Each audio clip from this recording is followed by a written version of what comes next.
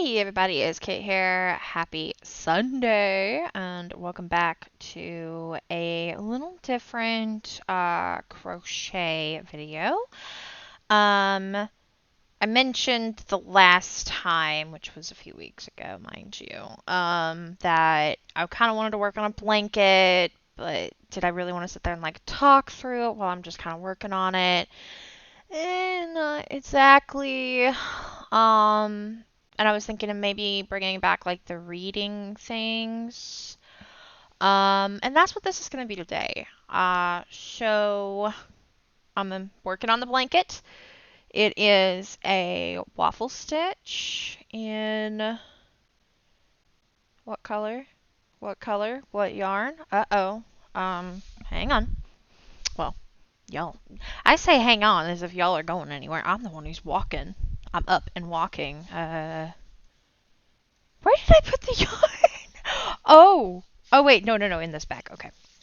It is the Lion Brand Heartland, and it is the 180 Kings Canyon is the color, I guess. Although I will be honest with you, I think the color ever so slightly changed, maybe. I've had this. Well, no, all of these they have. I mean, they're all slightly different labels because some of these are super old. Um, I've been working on this for a few years, but they're all Kings Canyon. So it's the Kings Canyon color, and I am terrified that I'm not gonna have enough yarn. I have 10, 12 balls of yarn, and I probably am going to use my $200 Joann's gift card to go get more. But yeah, so this is a big blanket. Kind of meant for a king size bed, and it's for my mama. I wanted to get it to her for Christmas. As you can see, it is nowhere near ready. But I was stuck between Christmas and officially when we move to Tennessee, when they move to Tennessee. This is probably going to be the when we move to Tennessee blanket. So I want to have more time. Two, it's an undetermined date. And, it would be a surprise. So that's kind of the idea. I need to work on it more, though. I have kind of gotten back into the groove. I've almost finished a row before starting this recording. I will be swapping to another row, all of that. But yeah, so that's what this is. Real quick, when it comes to this series, I'm actually probably going to add some Halloween crafts because I got my very first little piece of Halloween decor the other day at Buc-ee's, and it is a little kitchen towel that is orange with witches flying on a broom, like the little icon image in black and just kind of all over it. And it says Wicked Without Coffee. So you know how to get it. But I was like, oh my gosh, this is my first Halloween decor. And I was like, man, I'd love to get more. And I was like, wait a minute. And I've literally bought yarn to make little pumpkins and stuff before in the past. And guess who hasn't done it? So we will be doing that in the future along with this blanket in tandem and stuff. I'll be reading bits and pieces of I don't even know what here and there, and or I'll just figure it out as we go. But today, I'm going to begin reading, because I'm not going to get through it all, especially the longer I jibber jabber, a book series that I've been wanting to get back to. I started it. This is in my chronic before I started Lost in Time. Start, stop, start, stop, start, stop. I hated myself back then, let me tell you. And when I say I hated myself, I mean I now hate that person back then because I hate that crap. I try very, very, very hard now because I know it's a trait of mine and I hate it. That I start and don't finish things when it comes to books and projects and YouTubes and games and just stuff. And I'm trying so hard, so very hard. That being said, Facing Darkness has always been on my list to go back to. But like Lost in Time, it needed a revamp. It needs a revamp because 17, 18, 19-year-old me and 27-year-old me are two very different people. So, yeah. But last summer, I randomly got the urge to just start writing. And I wrote 20 pages of what will eventually become the new Facing Darkness. And that is what we're going to be reading. Just to kind of get me back into this and the vibe and stuff. And it's a little short. It's called Welcome to the Family. And when I say short, I mean it's like a writing short, not it's something I just call it. Okay. I'm going to get going now.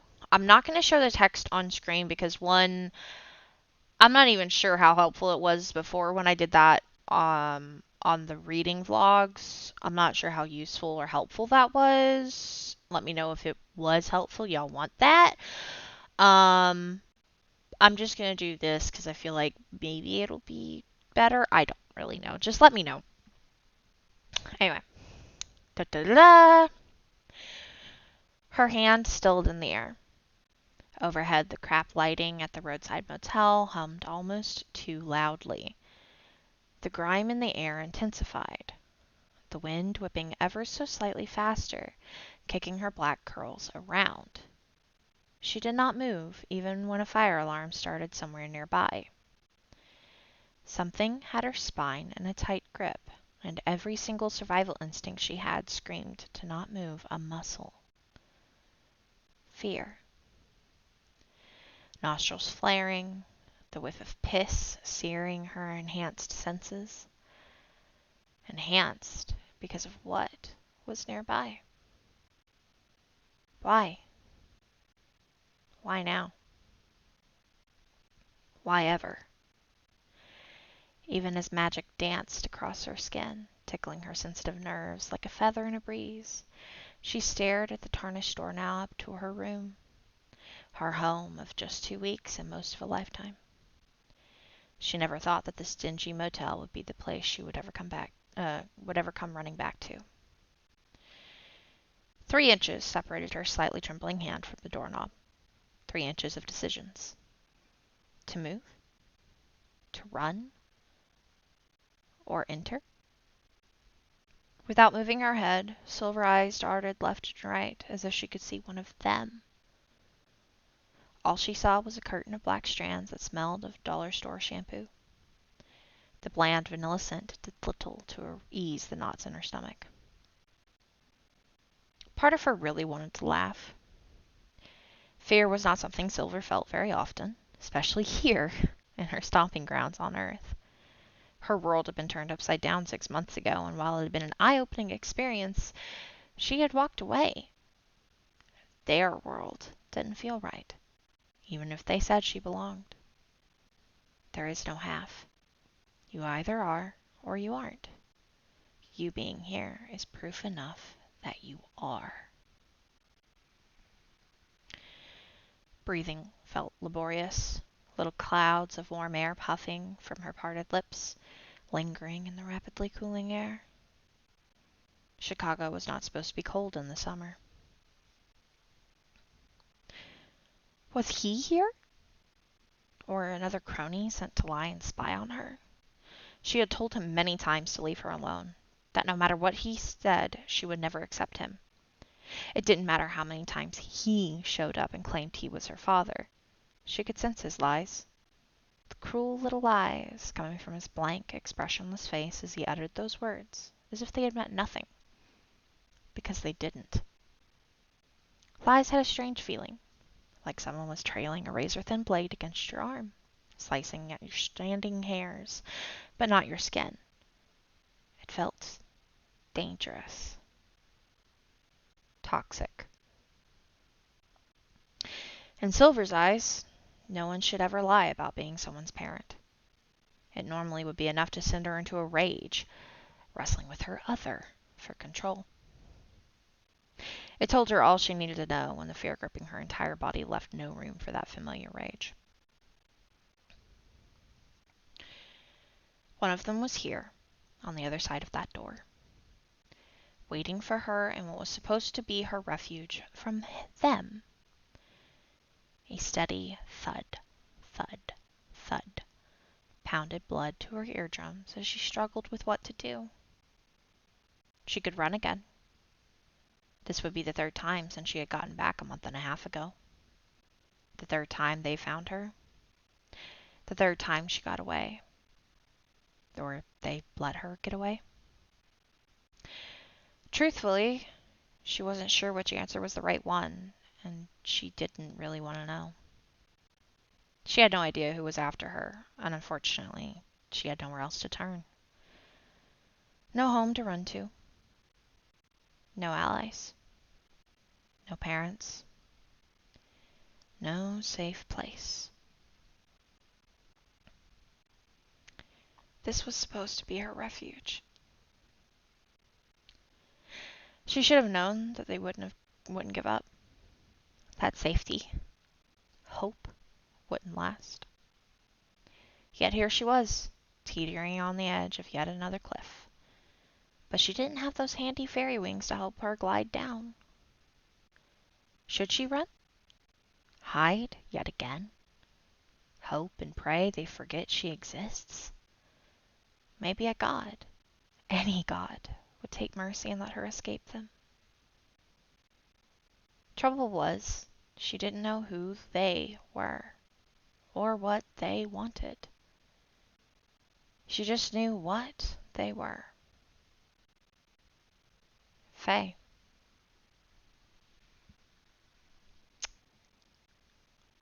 Okay, and yep, okay.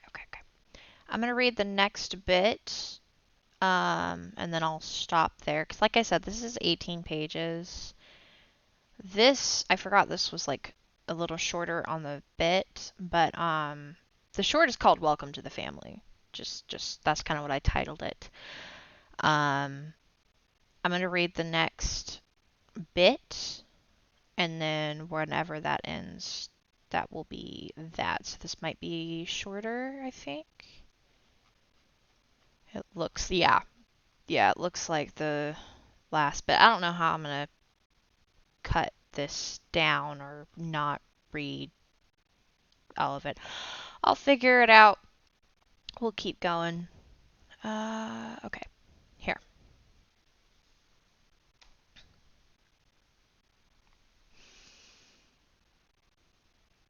Roman, Novison, Ridrick. Oh, never mind. I forgot I wrote names there. I was like, what the hell is this? Okay, whatever, I'll read it.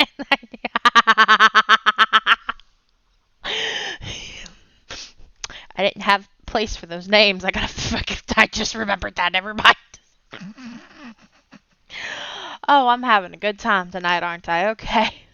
Sorry. Ah. Okay. Serious face. I don't have one. Okay. I want to laugh still. Okay. On the other side of that dented metal door, covered in years' worth of dirt and fingerprints, was a small, dark room. A man sat, waiting in the only seat available. The cushions gave far too easily for the man's large stature, but he did not stand, despite detesting his surroundings. Every breath he took heightened his increasing displeasure at this motel. He wouldn't have even allowed his animals to be boarded here. The stench of cigarette smoke clung to the dusty window curtains. The carpet had years' worth of body fluids buried deep in the fibers. The sheets may be barely used, but the rusting springs of the mattress had a distinct taste to the senses, and he didn't have to lay in it to know it should be burned. And the chair he sat in? He knew far too much about its history. Yet he continued to sit, waiting, breathing, considering. 52 days since he began this search. 52 days since he had been home, seen his wife and children, his beloved grandchildren, since he had tended the family business. He never expected this excursion to take this long. Silas had warned him that it may not be simple. That spoke volumes, coming from him. Silas had worked for him for hundreds of years and rarely spoke unless directed. He hardly ever spoke his opinion unless prompted. But this time he had seen it fit to say a few words. At the time, it had humored him. A challenge. That would be something. When he wanted something, he took it, and there was usually very little opposition. But alas, here he was, 52 days later. 52 days in, and he still had not attained his goal. He was a patient hunter. He would wait hundreds of years if needed. But there were some things that made his patience shorter. The fuse to his anger burned brighter, hotter, deadlier. His fuse was nearing completion. When he and a select trusted few had come to the Earth realm 52 days ago, it had taken less than 24 hours to find her. She was to attend a university nearby in a nicer part of the city. His people had informed him it was a full-ride scholarship, room and board included. He was looking forward to meeting her then, waiting patiently on a bench near her dorm building. Only she had never showed, having seen Silas nearby and taking off. This has piqued his interest, because despite Silas being camouflaged as another attending student, she had seen right through the glamour, running away to disappear without a trace soon after. He waited patiently for her to return to her room, perhaps to collect her things or to try and stay there while his people searched for her. She never showed, leaving behind 3 boxes and a meager supply of outfits, all of which he had collected and sent somewhere for holding 2 days later when his people informed him that she had formally withdrawn from the scholarship opportunity, leaving no forwarding address for her things when asked to. The phone number was for a stranger found on the street, a kind, middle-class business owner who had let a young woman borrow the phone to contact her parents. She had and uh-oh. Oh, nope, we're back. Okay. Sorry. The headset decided to die. Well, not die, but turn off. Anyways, the phone number was for a stranger found on the street, a kind, middle-class business owner who had let a young woman borrow the phone to contact her parents. She had said she was lost, and he never saw her again. 5 days passed with very little information. The girl stayed nearly below the radar, but there were signs. A new murmur with the homeless, of a new face on the streets. Some didn't know who she was and wondered what she was running from. A few others he had personally approached did know who she was and refused to tell on Curly. Whoever this girl was, she had struck some sort of camaraderie with the homeless, and it just intrigued him more. Yet as intrigued as he was, his patience was growing thin. Being among the homeless population made it difficult to track her down, and she had no signature as of yet to track something else that intrigued him. Curly was a mystery indeed, one he would eventually find and unravel. On the 6th day, he was sure the hunt would be concluded, prize in hand.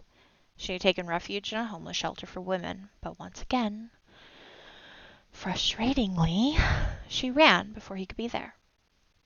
It was at that point he had realized she could sense them, despite hiding their signatures as best they could. His fuse had begun to burn that day. The week that followed was the beginning of an aggravating visit to Earth. Somehow, she was able to stay one step ahead of them. She would sleep at one shelter, then another, and another, all over the city. Each shelter was more crowded and foul than the last. Bars covering the doors, peeling paint, revealing moldy interior walls, bare light fixtures littered with dead bug carcasses with flickering, barely working electricity. The rooms, if you could call them that, were little more than shoeboxes, with a thin foam piece as a mattress on creaking bed frames. Some of the women weren't even able to get a bed, instead sleeping on the cold concrete floor. As for the smell, he declined to ever think about the smell again. Each shelter heightened his aggravation. To think she ran there when in trouble instead of a friend, a family, a dirt field would have been better than there. It was when she dropped off their radar completely that the slow-burning anger set in. The man was not angry with the girl, rather the entire situation. This should never have happened. Had he known, well, it wouldn't have happened. Only he hadn't known. Now all he could do was give reparations for the past and atone in the future. All of that hinged on if he could find her. And after a long, aggravating time, she finally crept out of whatever hole she had found suitable to hide. This would be the last night she would be on Earth, one way or another. The first time he had given her a loose rein, just to see her response. How quick was she to run? Did she recognize them? Did she have any friends or family she would go to? How well could she hide? Truly. She had surprised him with her craftiness. The second time there had been complications. She had been found among too many humans to mesmerize, so his people had been forced to let her go. She used this trick 4 more times before disappearing almost entirely, likely to the streets. It had occurred to him more than once in these last 52 days that if he had brought more of his people, this little excursion would have been well over by now. But despite his annoyance and anger, he preferred it this way. He had learned a good deal while waiting patiently. A less experienced hunter would have deployed immediately as soon as his target was sighted. A better one would have set a nest and wait for the kill shot. The old hunter would first observe, then lay an appropriate trap, perhaps 2 or 3, in case of diversions, then wait some more before ensnaring the prize. He was an old hunter, except he did not wish to kill her. He waited 2 days, waiting for his intelligence gatherers to give him every single detail on the locale, down to her erratic routine and why she had decided this place was suitable. It was in a notoriously impoverished side of the city. When his agents led him around, going over the plan in perfect detail, he had noticed many things that fed the fire of rage in his heart. Trash littered the streets. There were 3 dead humans killed by violence just this night alone. Multiple shady drug dealers pushing bad products on unsuspecting victims, rats and pests galore, multiple vehicles hijacked, bars covering every available window, and that was just around the motel. Yes, the motel was a different story. Of the 17 vehicles parked out front, 3 were either keyed or had their tires slashed in the last hour. 1 was stolen. There was a prostitution ring going on in several of the rooms downstairs, along with the beginnings of a mediocre human trafficking movement. This was all just going on tonight at 9:23 p.m. Yet here was where she had chosen. Was she delirious? Deathly ill? Insane? Or just ignorant to the signs all around her? It was unacceptable. Silas had told him the girl had been a long-standing tenant here, along with another woman up until a few months ago. Now that she was in trouble, she had come back.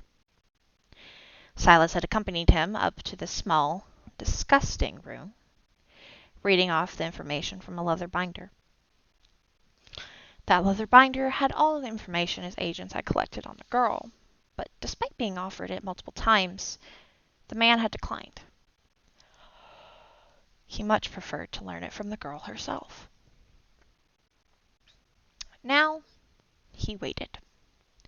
Patience rang thin, but he did not stand. He was a large, powerful being. He knew his prey would likely be frightened. Perhaps by sitting, he would not be as intimidating. He realized it was possibly a fruitless effort, knowing she would likely run again, but there was nowhere to go. Not anymore. Tonight, he was done. She was coming with him this night, and there was no other choice. Roman Petrov would not accept any other outcome. If she ran, Silas would be the first to intercept, disabling the girl and rendering her silent. If she managed to slip past Silas, then Verity would use a sleeping reagent, delivered via a blow-dart gun. If she was able to overcome that, then Nuri and Linamo had a magical ward covering the entire block. It was a ward powerful enough to hold even him. There would be no escaping. He truly hoped it did not come to those measures. It was not his intention to scare her, but he could feel her fear, the uncertainty, on the other side of that door. A simple metal door. Dirt, dings, and all. It was the only thing separating them. All she had to do was open it. Such a simple decision to make, but to open it or not both would lead to consequences. Personally, he hoped she would open it. After all, he was really looking forward to meeting his granddaughter. Oh, that last line still sends chills. Okay, I'm very happy with that. There's a few things I tweak, but I'm very happy with that. I wrote that last summer, out of the blue. We are on page 5 out of 18. Oh my god, I'm freezing. Suddenly. Very, very cold suddenly. I need to get up and move around. Yeah. I can't wait to get to this rewrite. But I gotta finish a Witch's Debt first. So, to give a little bit more information, because I wanted to read that off before I gave more information. This is set in the same universe as A Witch's Debt, Chicago, My Valerie, and Kieran stuff that I've been sharing on Twitter. If anyone is listening to this is from there and or pays attention to those rambles that I specifically say don't pay attention to when I post them. Same universe. I do intend on a crossover at some point. This is connected to the Fae side of things in that universe. Okay, I'm actually going to stand up and walk around just a little bit. Ooh, I'm freezing suddenly. Why? How cold is it outside? Can't be cold. It's freaking August. It's 72 in here. Normally that's fine. It's 75 outside. I just need to I could make coffee. I could make coffee because I'm not going anywhere tomorrow. Ooh, I could do that. Anyway. Yeah. So I've already actually kind of started working on a few little tidbits here and there. Like in Chicago near the end, when Valerie Winters, when there is a double moon, there's a weird stationary moon of really powerful nature magic. That was actually Silver. Because her mom had cancer. Why she stayed in the motel. They couldn't afford really anything else for pretty much all of Silver's life. Her mom was in the hospital, flatlining, thought for sure she was going to die and or maybe did die at that night. I don't think she did. I think she died later on. But Silver was 16, and yeah, she was sobbing and doing what any average teenager child daughter would when losing their parents in that way, and it caused a second moon to hang in the sky, and also the little seeking heat orb missile things. They're stars. Silver's abilities are more tied to like gravitational star magic. I'm still kind of piecing all of that together. This is going to be somewhere in the middle of the book. Or in like, it's kind of like the halfway point-ish is my current plan. And she is 19 when this is going to be written, like when this is set. So, yeah. Roman is her grandfather. She has no idea. Absolutely no idea. She's also not having a good time with the whole Fae thing. Or any of that. Yeah. Yeah. Not a good time. And the other thing, when I'm like Earth, the Fae and her Fae and like where she belongs and all of that is actually another realm called Asterum. And it is going to be very much explored in this series, and that's actually where it's set. Most of the Fae are not allowed on Earth because of things that will be explored both in the Facing Darkness series with Silver and in my Valerie Winters series with Valerie. But yeah, lots of little lore and everything else, and I figured all of this out opening boxes at Home Goods last summer. So, yeah. Anyways, sorry for the rambling. I am gonna go now.